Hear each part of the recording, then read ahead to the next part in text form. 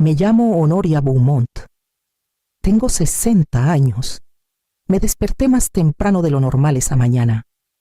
De esa forma en que la cabeza ya está dando vueltas antes de que los ojos se abran del todo. Esa noche era la cena de despedida de Renata. Y quería que todo saliera perfecto para ella. Había elegido el restaurante hace días. Llamé 2 veces para confirmar la reservación. Y ya tenía todo listo para la velada, suponiendo que Renata todavía quisiera que yo estuviera ahí, porque nunca dijo lo contrario. Se sentía bien tener algo importante que hacer por mi hija en su última noche en Guadalajara antes de partir a Copenhague. Preparé café, parada en la cocina silenciosa, ensayando en mi mente un discursito corto. Nada del otro mundo, solo lo que dice una madre cuando está orgullosa que ojalá su nueva vida le trajera pura alegría, que yo creía que estaba lista. Trataba de no pensar en cuánto me había gastado para ayudarla a llegar ahí. 160,000 pesos era un dineral para cualquiera, pero a los 60, meterle mano al ahorro es otra cosa. Aún así, lo hice de corazón. El celular vibró justo cuando me sentaba. Esperaba una pregunta rápida sobre el equipaje o el clima. En cambio, vi un solo mensaje de Renata.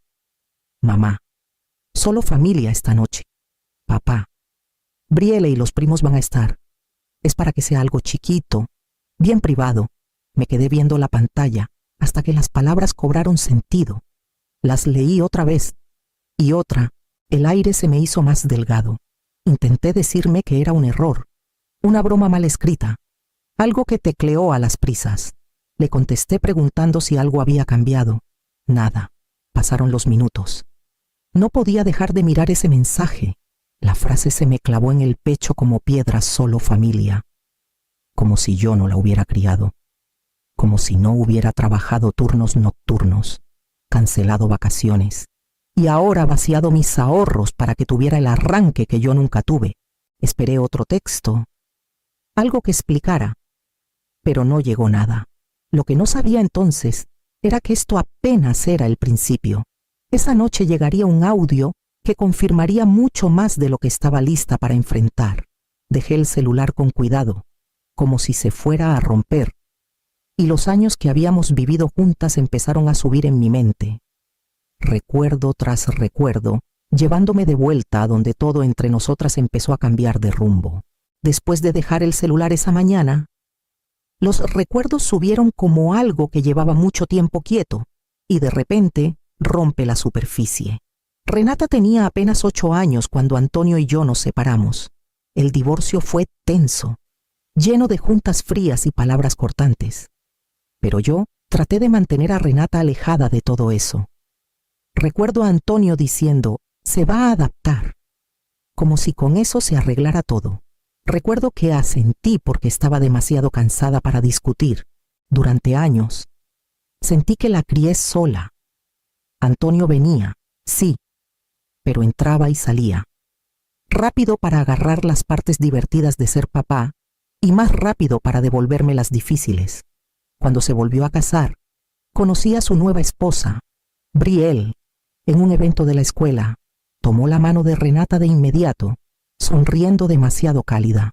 No veo la hora de conocerte, dijo, como si hubiera estado esperando toda la vida para ocupar un lugar que yo todavía sostenía con uñas y dientes. Renata, que tenía como 10 años, se comió la atención. Brielle dice que su casa está más ordenada. Me soltó una vez mientras dejaba la mochila junto a la puerta. Me reí, pero las palabras se me quedaron clavadas. En los años siguientes, las historias de Renata cambiaron. En vez de mamá, adivina qué pasó en la escuela. Escuchaba, papá me llevó de compras. Brielle me ayudó con el proyecto. O, dicen que tal vez vayamos a Disneylandia este verano.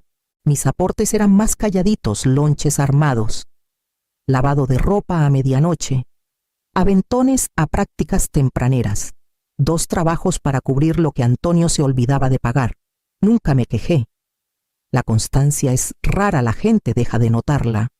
Hubo señales que elegí no ver. Renata llegó una vez de la fiesta de cumpleaños de su papá con una foto grupal. Me la dio orgullosa.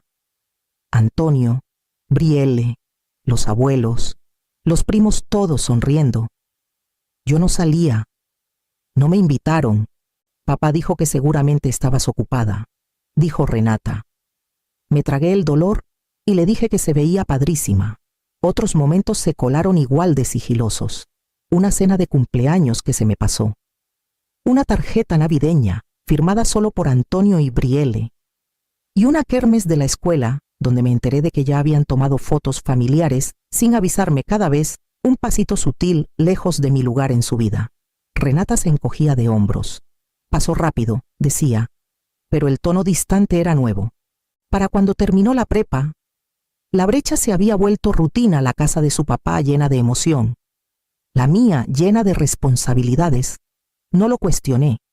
Trabajaba, ahorraba, aparecía. Y en algún punto de esos años, algo sutil cambió entre nosotras, reconfigurando lo que ella esperaba de mí y lo que ya no sentía que necesitaba. Estaba lavando trastes una tarde tranquila cuando Renata llamó. Su voz explotó por el altavoz, brillante y sin aliento. Mamá, me aceptaron. Copenhague me dio el sí. Me sequé las manos rápido. Renata, qué bárbaro. Cuéntame todo. Se lanzó con detalles del programa de diseño, los profes que admiraba, la oportunidad de vivir afuera. Se le notaba cuánto lo deseaba. Unas horas después, Antonio me llamó él mismo. Todo un logro, dijo. Estamos bien orgullosos, pero antes de que pudiera contestar, agregó, claro, el programa sale caro. Brielle y yo todavía estamos viendo el presupuesto. Era el mismo tono de siempre el que calladito me devolvía la responsabilidad. Renata pasó al día siguiente, caminando de un lado a otro en la sala. La colegiatura ya está cubierta, pero todo lo demás, el vuelo, el depósito, ropa de invierno, no sé cómo le voy a hacer. La miré, viendo la preocupación en sus ojos. ¿Cuánto necesitas para lo básico? Se sentó despacio. Mucho. Solo el vuelo pasa de 20,000 pesos. El depósito del DEPA son 60,000.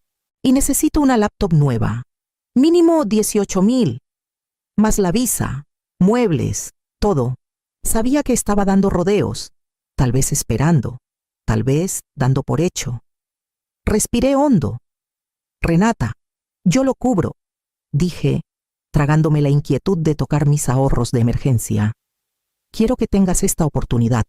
Lo demás lo resolvemos juntas. Me miró fijo. Segura, mamá, es un chorro. Ya le doy una vuelta, dije. No le conté qué significaba meterle mano al dinero que guardaba para imprevistos médicos o reparaciones. Cuando empezamos a sumar, la lista creció: botas para la nieve, un abrigo grueso, materiales de arte, sábanas para el DEPA. Al final, sumando vuelo, depósito, laptop y lo esencial, salió exactito 160,000 pesos. Renata me abrazó fuerte. Eres increíble, susurró, pero al soltarse, ya hablando de lo que planeaba con la familia de Antonio antes de irse, algo en su tono se alejó más que nunca. Pasé casi toda la semana antes de la cena de despedida, tratando de que todo quedara de lujo. A Renata le encantaba un italianas chiquito cerca del río en Zapopan, así que llamé. Hablé con el gerente y armé un menú sencillo con sus platillos favoritos. Hasta me compré un vestido nuevo, nada del otro jueves. Solo algo que se viera bien para una mamá despidiendo a su hija hacia una vida nueva. La mañana de la cena, estaba planchando ese vestido cuando vibró el celular. Esperaba un mensajito rápido sobre la hora o un recordatorio de algo que necesitaba empacar. En cambio, el mensaje estaba frío en la pantalla. Mamá, solo familia esta noche. Papá, Brielle y los primos van a estar. Acabo de enterarme de que tiene que ser algo íntimo, así que por favor no vengas. Se me cerraron los dedos alrededor del celular. Miré las palabras, segura de que estaban fuera de orden, que algo se autocorrigió mal. Llamé a Renata de inmediato. Contestó al cuarto timbre. Hola, mamá. Mira, es que esta noche tiene que ser algo chiquito. Por favor, entiende. Renata, ¿qué es este mensaje? Una pausa, un suspiro chiquito. Es que Se supone que sea bien íntimo. Van los papás de papá, mis primos. Brielle propuso que fuera solo el núcleo. Cerré los ojos. Pensé que yo era parte de eso. Su voz se puso plana y cuidadosa. Mamá, no es personal. Es lo que tiene sentido. Todos ya van a estar ahí. Entonces yo sobraría. Se me apretó la garganta. No lo negó. Por favor, entiende. Papá y Brielle piensan que así es más sencillo. Ahí estaba el tono ensayado. Los bordes suaves que usaba cuando no quería hacerse cargo de sus decisiones. Casi podía escuchar a Brielle aleccionándola. Mantén la calma. Sé amable. Va a aceptar. Ya hice la reservación. Dije bajito. Lo sé. Papá se encargó. La voz de Renata titubeó con algo como culpa, pero pasó rápido. Tengo que seguir empacando. Hablamos después. Cuando colgó, sostuve el celular un rato largo. Algo viejo y conocido se removió dentro de mí, un dolor que me había tragado por demasiados años, subiendo ahora, negándose a quedarse abajo esta vez. Después de que Renata colgó, me quedé en la mesa de la cocina, con el celular todavía en la mano. El dolor era filoso, pero debajo había algo más viejo, algo que había ignorado por demasiado tiempo. Recordé el año en que Renata cumplió 15. Antonio organizó una cena de cumpleaños y me dijo, es más fácil si lo hacemos aquí. Cuando Renata me mostró las fotos después, dijo, Brielle pidió el pastel. A todos les encantó. Mi nombre nunca salió, aunque yo había pagado la mitad de la fiesta sin que me pidieran. Estuvo la vez que Renata trajo un folleto de la universidad. Brielle piensa que este programa me queda mejor, dijo, ya doblando el que Antonio y yo habíamos elegido juntos. Le dije que explorara todas las opciones. Asintió cortés y de todos modos siguió la sugerencia de Brielle. Hasta cosas chiquitas pesaban. Cuando Renata necesitaba consejos sobre clases o trabajos, decía, déjame checar primero con Brielle, como si yo solo sirviera para la logística. Cuando se le olvidó mi cumpleaños un año, se rió. Papá y Brielle estaban planeando algo para mí esa semana. Todo se revolvió. Acepté todo. Me dije que estaba bien, que Renata solo navegaba 2 casas, pero la verdad era más simple. Me había convertido en la mamá de la estabilidad, mientras buscaba conexión en otro lado. Pensé en las noches incontables que me desvelé ayudándola con proyectos. Las mañanas que la llevé a la escuela antes de mi primer trabajo. Las fiestas que pasé sola, porque la familia de Antonio ya tenía planes. Esos momentos se juntaron ahora en mi pecho, pesados e innegables, subiendo con la misma fuerza callada que llevaba años acumulándose. Para la noche, la casa estaba en silencio de una forma que hacía que cada respiro se sintiera fuerte. Me senté en mi escritorio con todos los documentos regados delante, la confirmación del vuelo, el contrato de renta de Copenhague, las transferencias programadas para los primeros 3 meses de Renata. Mi nombre estaba en todo. Mi dinero sostenía todo. Mi presencia, al parecer, no la querían ni cerca. Abrí primero la reservación del vuelo. La agente de servicio sonaba cansada. Habrá una penalización de 10,000 pesos, explicó. Está bien, dije. Cancela el boleto. Una pausa. Luego tecleo. Listo, señora. El resto regresa a su tarjeta. Cuando colgué, me temblaban las manos, pero no solo de miedo. Algo más firme empujaba. Luego vinieron las transferencias bancarias. Saqué los pagos programados, renta del primer mes, servicios, seguro médico, todo automático. Le di pausa a cada uno. El sistema pedía confirmación. Apreté sí hasta que me dolió el dedo. Miré el contrato de Copenhague un rato largo antes de marcar el número del final. Contestó una mujer, con acento cálido pero de negocios. Necesito quitarme como codeudora del contrato de mi hija, dije firme. Por favor, confirma el cambio con el casero y mándame los documentos ya. Eso anulará el acuerdo a menos que ella califique sola. Respondió, entiendo. Otra pausa. ¿Está segura? Sí. Dijo que mandaría un documento en minutos. Cumplió, llegó un correo pidiendo mi firma. Al enviarlo, Mi responsabilidad se esfumó con una sola línea de confirmación. 11:32 todos los pagos pausados. 11:54 codeudora removida y Brielle bloqueada. El tiempo permitió los retrasos del sistema. Abrí mis mensajes y bloqueé a Brielle. Mi pulso se calmó por primera vez en el día. No era alivio, exactamente, más bien espacio. Un claro repentino dentro de mí, donde algo apretado por fin se soltó.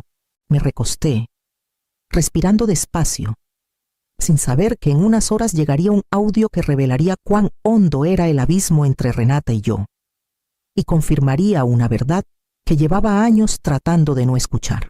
Acababa de apagar la lámpara junto a la cama cuando vibró el celular otra vez. Casi lo ignoré, pensando que era otro mensaje a medias de Renata, pero vi el iconito de audio, un voz nota, enviado a las 11:58. Dudé antes de darle play. La voz de Renata llenó el cuarto, apurada e irritada. Es que no quiero que esté ahí. Ok, me da pena. El lado de papá es mi familia de verdad. Mamá siempre pone todo tenso. Se me cortó el aliento. Siguió, más bajito, como hablando contra la almohada. Brielle dijo que sería raro si aparece después de todo lo que planearon. Y tiene razón. Solo quiero que esta noche se sienta normal. Se oyó un ruido, como si a alguien en el cuarto le pasara algo. Renata suspiró. Mira, sé que pagó un chorro de cosas, pero eso no significa que tenga que meterse en todo. No le pedí que lo hiciera sobre ella. El clip cortó de golpe. Por un momento, creí que había escuchado mal. Lo puse otra vez. Las mismas palabras, el mismo tono molesto, desdeñoso, seguro. Me da pena. No es familia de verdad. Pone todo tenso. Miré la pantalla, repasando los últimos meses en mi cabeza, cada forma que llené de noche, cada recibo, cada decisión que tomé para ayudarla a dar el paso a la vida que decía querer. Y en algún punto de todo eso, se había alejado más de lo que me daba cuenta. Apareció un segundo mensaje debajo del primero. Renata, mamá. ¿Estás despierta? Tenemos que hablar. Por favor, contesta. No lo abrí. Puse el celular boca abajo sobre la cobija. El cuarto de repente demasiado callado. La verdad acomodándose en mí con un peso que se sentía devastador y extrañamente firme. Renata llegó a mi puerta justo después de las 9 de la mañana siguiente. No tocó, golpeó. Mamá, abre. Su voz se quebraba entre enojo y pánico. Cuando la dejé pasar, ya estaba llorando. ¿Por qué hiciste eso? La aerolínea dice que cancelaron mi vuelo. El casero le mandó correo a papá diciendo que el contrato ya no vale. ¿Qué pasa? Me hice a un lado, dándole espacio. Me quité de todo lo que pagué. Arruinaste todo. Soltó. Me voy mañana. No, dije bajito. Se suponía que te ibas mañana.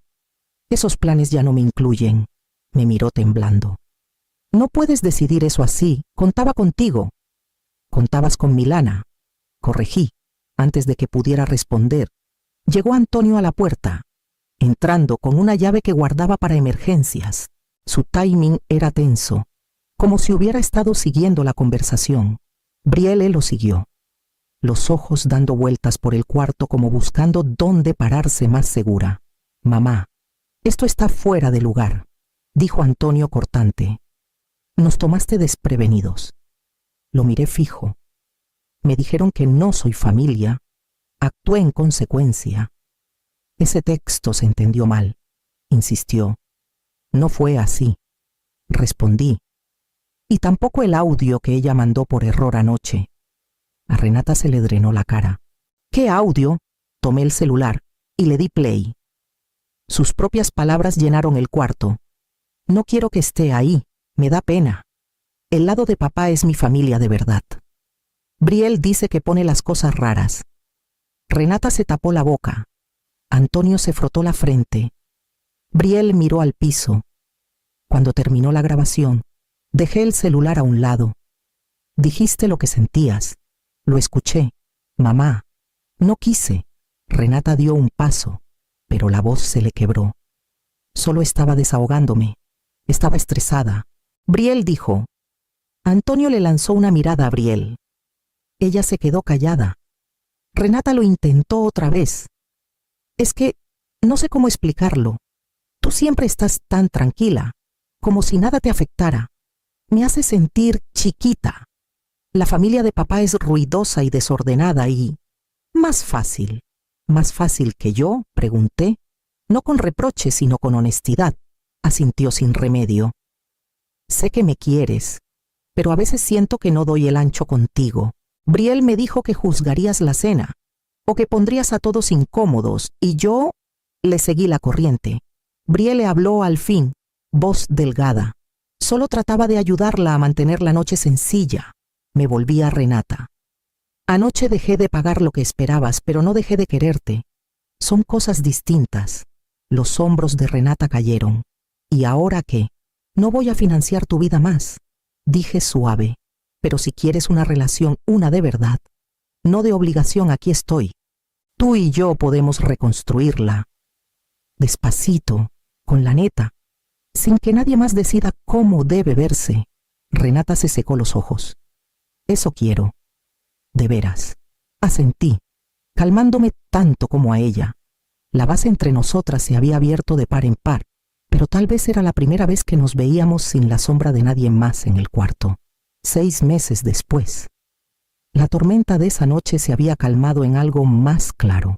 Renata igual se fue a Copenhague, pero con un presupuesto mucho más apretado. Trabajaba medio tiempo en un cafecito cerca de su campus y rentaba un cuartito en vez del depa de una recámara que habíamos planeado. Cada mes, sin fallar. Me mandaba un pago chiquito, a veces 1,000 pesos, a veces 2,000. Las cantidades eran simbólicas, pero la constancia no. Cada transferencia venía con un mensajito corto. Gracias por darme espacio para crecer. O sé que te debo más que dinero. Sus palabras se sentían menos ensayadas cada vez. Antonio llamó una tarde y me dijo que había pedido el divorcio. Brielle se pasó de lanza. Dijo, la forma en que hablaba de ti, de Renata, no estaba bien. Había arrepentimiento en su voz, pero también alivio, como si una tensión vieja por fin se hubiera roto. Mi propia vida se abrió en formas calladas e inesperadas. Me metí a un taller de alfarería. Empecé a caminar con un grupo de vecinas y descubrí que me gustaban las noches en que nadie necesitaba nada de mí. Guadalajara se sentía distinta, ahora más ligera, abierta de una forma que nunca me había permitido. Luego, una mañana fresca, Renata llamó desde el otro lado del mundo. Mamá, dijo, sin aliento de emoción, quiero que vengas a visitarme. Ya chequé las fechas y la reservación está a tu nombre, solo tuyo. Por primera vez en mucho tiempo. Eso se sintió suficiente. Si seguiste el camino de Honoria y algo te resonó, recuerda darle like al video y suscribirte. Ayuda a que historias como esta lleguen a quien las necesita.